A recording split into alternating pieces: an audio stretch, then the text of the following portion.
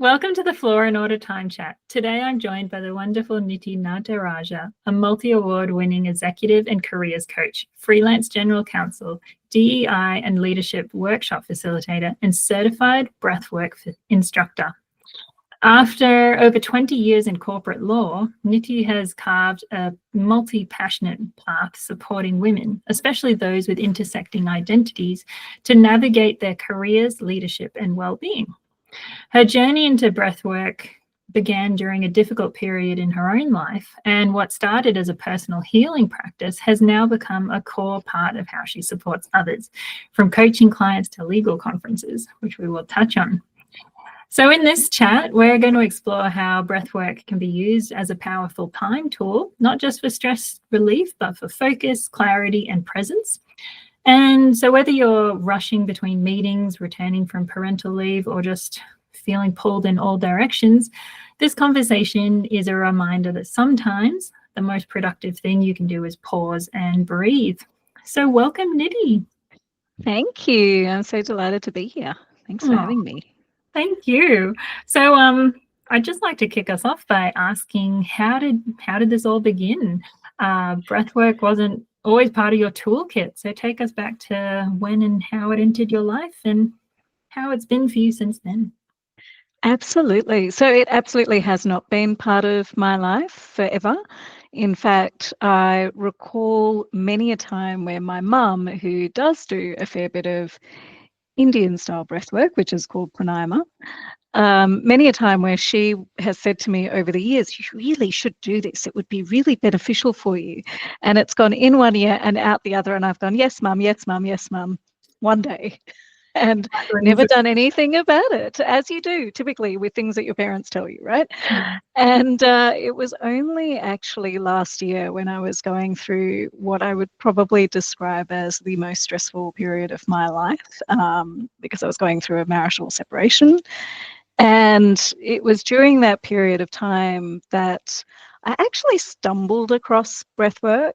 I had been going to a Pilates studio, had to suspend my membership for a bit because I was experiencing some back pain and other things that I think were probably exacerbated by the stress that I was under at the time from all the stuff that was going on in my personal life.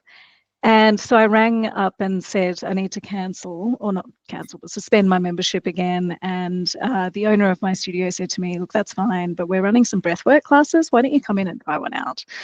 And I went in and I tried this class, and at the end of it, it was amazing because I got up and I was like, wow, my arm doesn't hurt anymore. My back's not feeling as sore.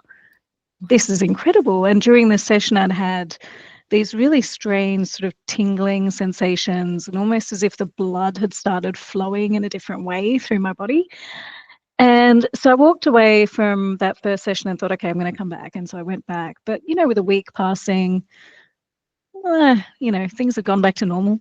So I thought there's got to be a different way for me to do this beyond just attending a class. And I must be able to somehow do this myself because I'm using my breath, which, hey, I have like day in, day out, right? So there must be a different way for me to be able to access this and make it more of a regular thing. And so I found myself going down this massive rabbit hole of exploring breathwork and trying to find an app which I could leverage to do this daily, ideally. Eventually came across a website where they were offering a 7-day course for free. And so I thought, this is great. I'll do that. Did that. And somewhere along the way, I don't even remember when, the pain all disappeared. It almost became secondary. I actually forgot that was why I was doing the breath work. It had now become this thing that was just so amazing and becoming a part of my day that the reason I'd started doing it was kind of irrelevant now. And so I did that course, and I did a 21-day course. And towards the end of that 21-day course, I had this miraculous sort of experience where I found that all the emotions I was holding within me were kind of almost exercised out of my body during a breathwork session. And so through breath, I was able to just release all this anger and all this tension and frustration, sadness, that I was holding within, and then able to show up in a very, very different way with my ex, and have a very mature, very calm conversation. It was at that point I think I really realized that much as we think about breath as being really useful when it comes to de-stressing, people tell you all the time, take a deep breath, pause for a moment, stop. But what I think we don't talk about as much or understand as much is that actually using your breath in different ways can help you to emotionally regulate. It can help you to bring some clarity and focus into your day, into the moments that you're in. It can help with so many different things that we're just not as aware of. And so this was the thing for me that really changed things and made me go down this path of becoming an instructor, learning how I could both teach myself more, but also teach other people around me different skills as well, both coaching clients, but also my kids, even, friends, people in my life, because it's something we all have access to. And I think, take it for granted a little bit. Yes, definitely. It's completely on autopilot until you stop and recognize, like, oh, I do have control a little bit over it. I can stop it, hold it. So you touched on a bit of it there, but what are some of the misconceptions about breath work? I suppose especially in the professional or corporate space where you've kind of taken this to, and I'm kind of interested to hear a bit more about that.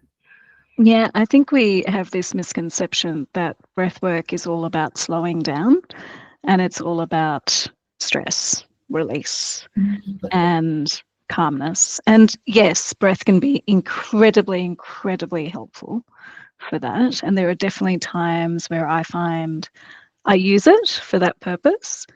But I think that is the biggest misconception, that that's all breath work does.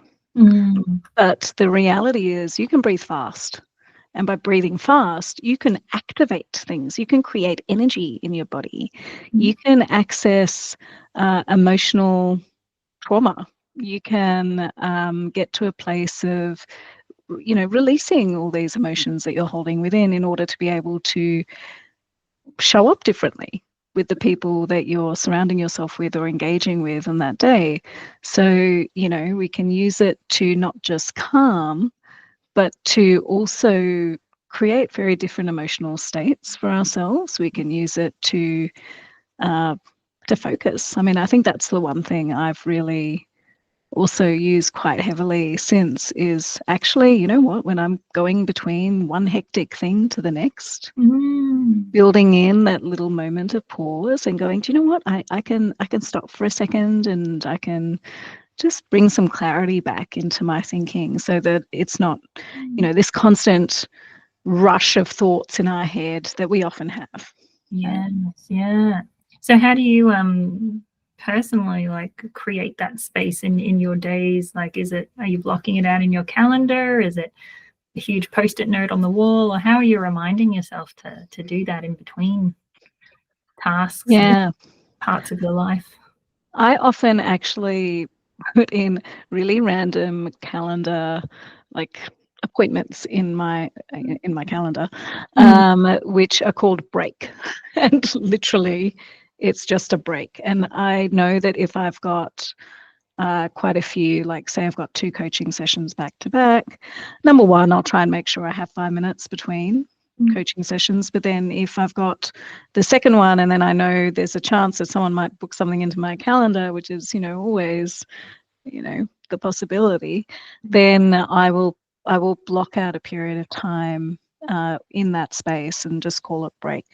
And that will be my time to reset, to take a few breaths, to, whatever it might be. Like, there might be other things I might be doing during that time too, like going and getting some lunch or whatever it might be. But it's just generally my way of ensuring I'm not going to run on empty because I'm trying to cram too many meetings or too many coaching sessions one after another, which I think is, it happens a lot. Like, I remember being full-time lawyer and meetings back to back to back to back, and you don't have time to think or breathe or anything, and you're just running between one to the next, and like, oh my God, I have to switch from thinking about and talking about whatever I was talking about or thinking about to now thinking and talking about something completely different. And it takes our mind time to make that adjustment, but often we don't factor in that time that we need into how we do our calendar. Yes, it's it takes a lot of practice to look at your day and put in those blocks between, or when scheduling, how to, okay, I need some time in between those things. But I love that about having a break blocked out. So it sounds like you have some short breath work things you can do up to really long ones, like, and you can kind of adapt that to your situation, whatever you like. What would be the shortest one that you have to, like, your rescue remedy, if you like? Yeah, my rescue remedy is one of two different techniques. So, and they're not terribly dissimilar. One is box breathing, which I think is incredibly powerful. It's a tool that the Navy SEAL uses quite often as well. It's used by sporting teams as well, quite regularly. And this is a very simple type of breath work where you breathe, say, in for 4, you might hold for 4, breathe out for 4, and then hold for 4. So it's a box of breath where you've got in, hold, out, hold. And by breathing in that way, you can actually build so much focus and clarity because you're doing something in a very rhythmic fashion, right? And so you're just focused on breathing 4, 4, 4, 4. And the great thing about breath work, and this is where I think it's a little bit different to meditation, and whilst I love meditation, I think meditation is amazing. Breath work is kind of cool because you're focused on the counting of the breath. You are thinking of the count. So you have to get out of your thoughts a little bit to breathe. And so you kind of turn off all the noise when you're doing the breath. And so you can do that literally just for a few minutes. And that's quite a nice thing to do between meetings, for example. One which is similar but slightly different is something called heart coherence breathing. And this is a breath which is literally in to the count of 5 and out to the count of 5. But the great thing about this is it's been quite scientific, like researched quite heavily from a scientific perspective. And they say that there's something about breathing in and out to 5 that creates this real coherence, cardiac coherence in the body. So it kind of connects your heart, your mind, your body in a really awesome way and just creates harmony and brings you back to homeostasis. So it's really simple. And you only have to do it for a few minutes, ideally 5 minutes, 3 to 5 minutes, let's say. But even if you do it for less, it's still effective. And this one as well, one of the things you can do whilst doing it is to bring to mind something or someone that really makes you feel all the feels, so something that makes you feel, for example, love or peace or joy or harmony or, any of those sort of juicy emotions that make you want to smile. Yeah, nice. And so whilst you're breathing, you bring this into your mind's eye. I always say to people, really try and make this image that you have in your head, in your mind, really bright, really bold, like bring it to life. Right? See this person or be in that memory or be in that place or hold that thing, whatever the thing is or image is that they're bringing to mind, so that you're almost immersed in that experience or with that person. And then you bring that feeling with you. So you kind of hold that feeling. You might put your hand over your heart space. It's a nice thing to do whilst doing the breath work. And then you keep breathing that into 5, out to 5. And it's a really lovely way to regulate your nervous system, which when we're rushing, and we are as human beings, always rushing. Like, we are rushing from one appointment to the next appointment, from one meeting to the next meeting. If we're parents, we're rushing to pick up kids, drop kids, etc. The rush is constant. So if you can take this little bit of a pause to just go, actually, let me just, just down-regulate a little bit, and actually just bring to mind something that actually makes me feel really good in that moment. It's actually a really lovely way to then go into something else where you're going to be doing or thinking or talking or whatever else it is, because you start from a place where you might even be smiling, right? You've got this positive emotion sort of coursing through you before you walk into that thing. Yeah, wow. And I really like that distinction you made between meditation and breath work, because I think maybe that's one of my misconceptions, and probably what a lot of people have, is like they're one and the same, but it is quite, or they're very related, but it is quite separate. And you're right, the engagement of your mind with counting, helps you get out of the headspace that you're in and kind of relax a bit more into your breath. Yeah, absolutely. I remember at the conference I did some breath work at back in June. Someone came up to me afterwards and said to me, I've always struggled with meditation. Like, I really find it really hard to switch off my mind and to get into this space. For some reason, I found that really easy to do in breathwork. And she was curious, like, why? What is going on here? Like, why can I do this in breathwork but not in meditation? And I said, well, it's very different, because in meditation, often you're being told to empty your mind out, or let the thoughts disperse and let them, just move to a side. And I know even myself, when I've done meditation, sometimes when someone's saying that to you, you're going, right, think of letting your thoughts disperse. Think of pushing your thoughts to the side. But then it's like, now I'm thinking of thinking. Yeah. Not to do, and so it's this vicious cycle where then you start beating yourself up for thinking that you have to move these thoughts aside, because it's all a mental process to move them. In breathwork, you don't necessarily need to move anything to a side. Right? It's not necessary. If there are thoughts, it's fine. Like, it's okay. It's not the end of the world. But essentially what you want to do is you want to breathe to whatever the rhythm is that is set, or that you've set for yourself at that point in time. And because you're focused on that, it kind of automatically turns things off. And so you find that it just happens without you needing to force it to happen, which I think some people struggle with in meditation. Yes. And the rhythm that you mentioned, because in a previous conversation we had, you mentioned that you spend a lot of time picking out music to go along with your breath work. And that really kind of, blew my mind a bit. I was like, oh, I didn't really even think about breath work music. So tell me about your process of picking some music, and also, how does that change the rhythm of our breath work? It's really interesting, because the music plays such a key part in how you breathe. Because if you listen to music and it's really fast, but you're trying to get people to breathe slow, it's just not going to work. So you need music that almost has inherent in it that beat that allows people to naturally have their bodies fall into the right rhythm, because the beat of the music is making them also breathe in that manner.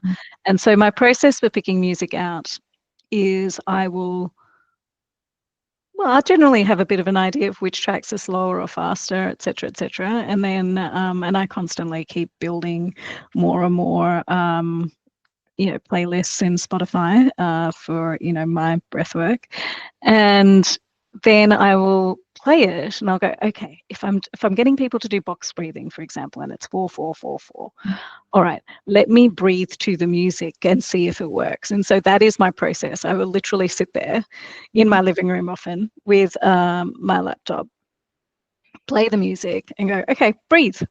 and just see, does it work or does it not resonate? And if I feel that something's off, like the beat doesn't quite allow me to breathe that way, then it's not the right music. And so then I'll go, okay, pick something else. But there's also, you also have to think about, well, how long am I asking people to breathe for? So how long does a piece of music need to be, or do I need multiple pieces of music to fit within, to marry up with that particular breath that I'm getting people to use? And sometimes when you're then taking people into a faster paced breath, then you'll need faster music that builds, music that's got a very different beat. So you can go from, quite slow, quite almost sometimes spiritual music, to music that's quite like got a little bit more of, not a techno beat, but almost kind of going a little bit faster and heavier. And it's quite different. Gosh, yeah, really, really cool. I'm going to try it myself. So just shifting gears here a little bit, thinking about decision making and overwhelm, and how can breath work kind of change that for people if they are in overwhelm, or we have a decision to make? Have you seen breath work help people out in that space?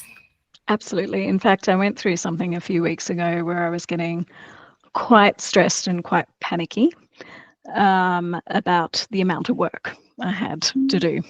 And I think it was the afternoon, probably before I went to pick up my kids.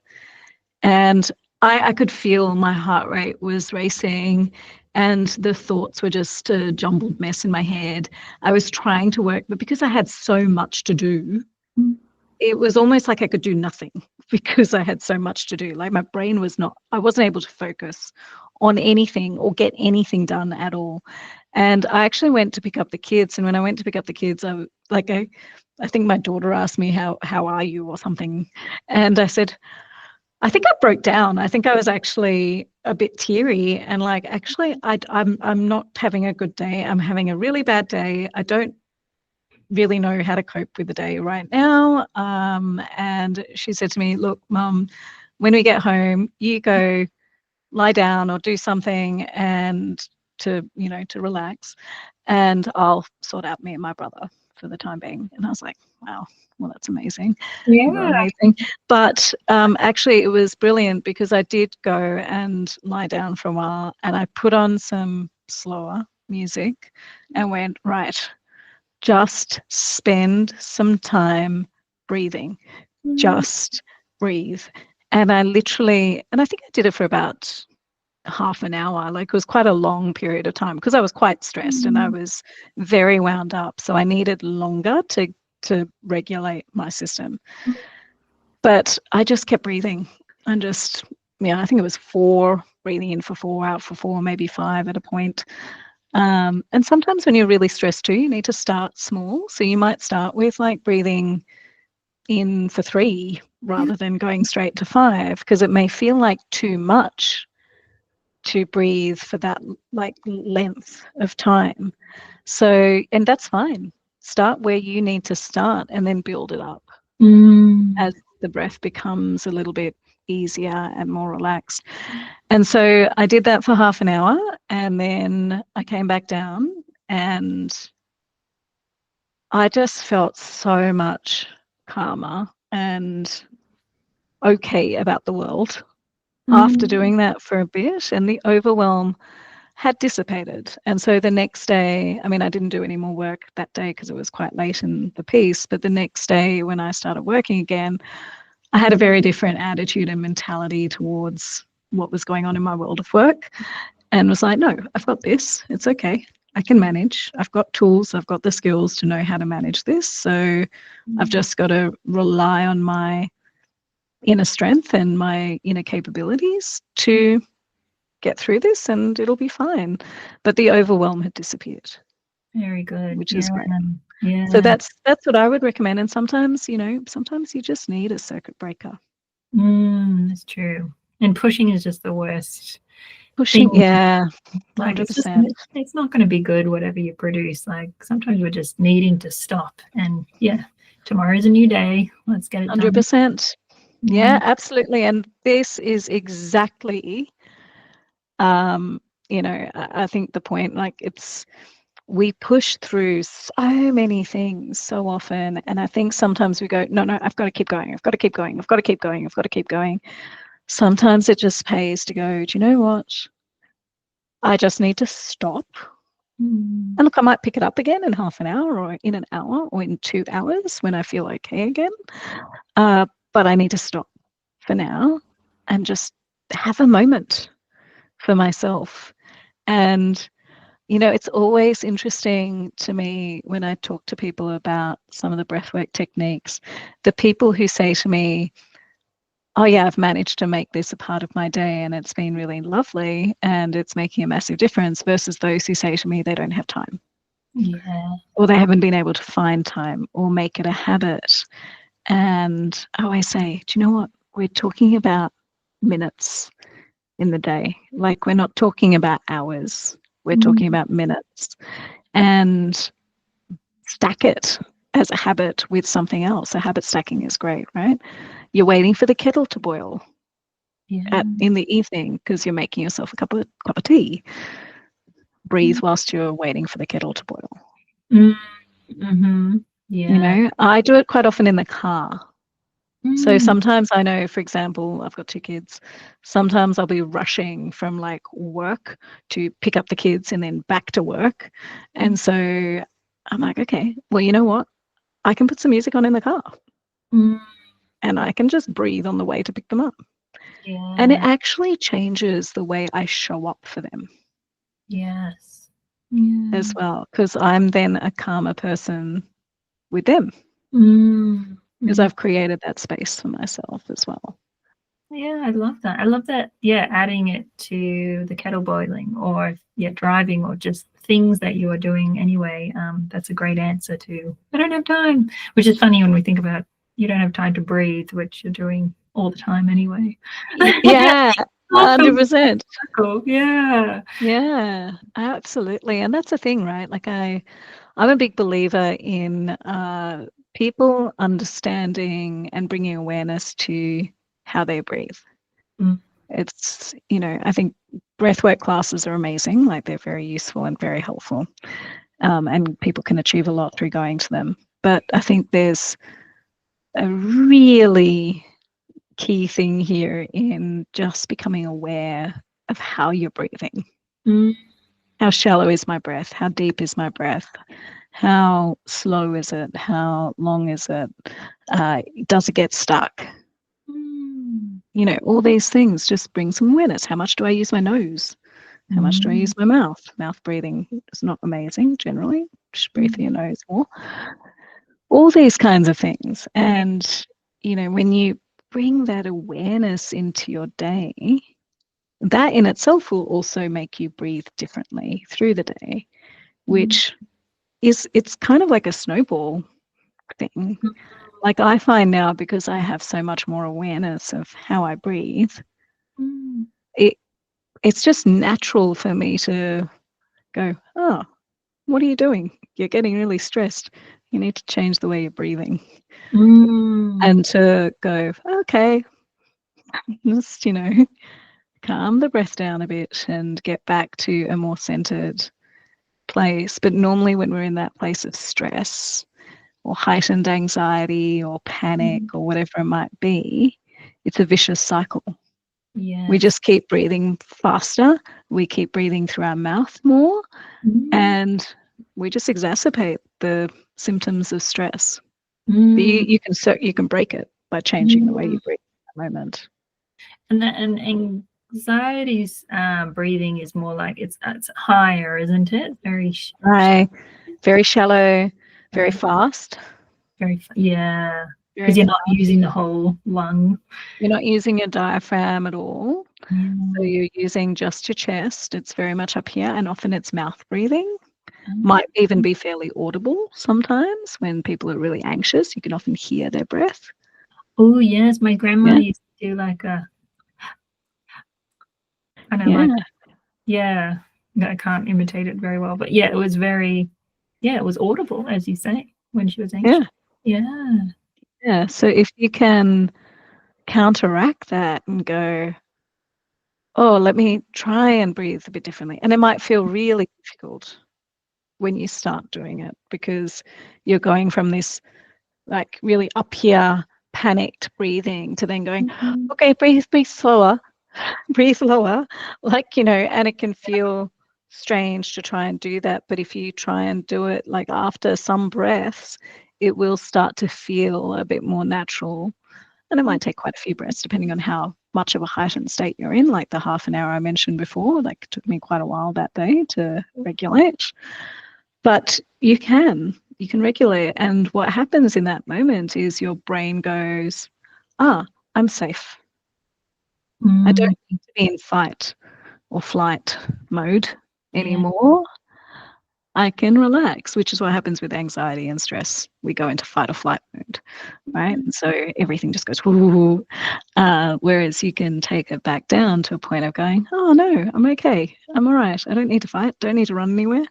Yeah. I'm okay. I've got this. Yeah. Oh, fantastic. Thank you so much. That's it's such an interesting topic, as well as just such an accessible human tool that we all have available to us. So thank you so much for sharing more about what you do and just how this life-changing tool has come into your life and how you are changing others with it. Thank you so much. Thank you. No, thanks so much for having me. I always love to talk about breathwork. It's funny how something that comes into your personal life can become something that you use professionally as well. And I think it makes it more impactful sometimes when it comes in that way. Yes, I do. I love that part of your story, that it just came into your life and then it's now what you're giving to the world. So yeah, amazing. Thank you so much. No, thank you. Thank you for having me on.